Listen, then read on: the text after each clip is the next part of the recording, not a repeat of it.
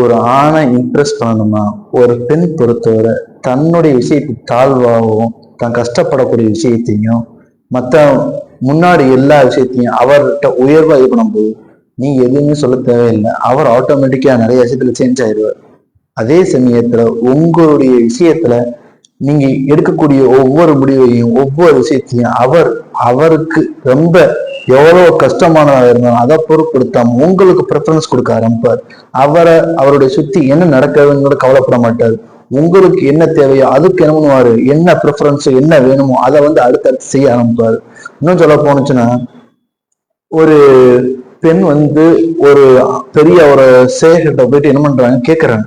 அதாவது என்ன மாதிரி கேட்கறாங்க அப்படின்னு நீங்க பாத்தீங்கன்னா, அந்த சேகிட்ட என்னுடைய கணவர் என்ன பண்றாரு, ரொம்ப ஒரு மாதிரி பிடிவாதமா அப்படி இப்படின்னு இருக்கிறாரு. அவர் நான் சேஞ்ச் பண்ண நினைக்கிறதுனால முடியல. என்ன செய்யறது ஏது செய்யறது. அப்ப நீங்க என்ன பண்ணுங்கன்னா, ஒரு புளிய கூட்டு அதை அடைச்சு வச்சு அதுக்கு உணவுல எல்லாத்தையும் நீங்க பார்த்து பத்திரமா போடுங்க, இதா வளங்க அப்படின்னு சொல்லிட்டு அதுக்கு என்ன பண்றாங்க, ஃபர்ஸ்ட் நல்லா மெதுவா நிறைய விஷயங்கள் செய்து அந்த புலியோட விஷயத்த பாக்குறாங்க.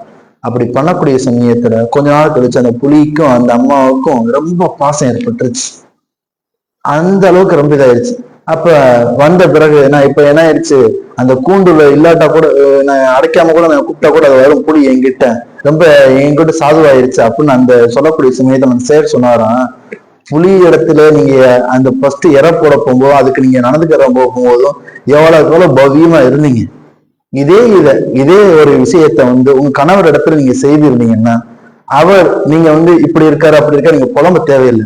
அவர் உங்க விருப்பப்படி நடக்கக்கூடியவரா இருப்பார். அப்ப ஒரு ஆணை ஒரு பெண் கவர்றதுக்கு நீங்க இதுவும் கஷ்டப்பட தேவையில்லை. அவருடைய விஷயத்துல நீங்க இஷ்டப்பட்ட மாதிரி நடக்கணும் கூட தேவையில்லை.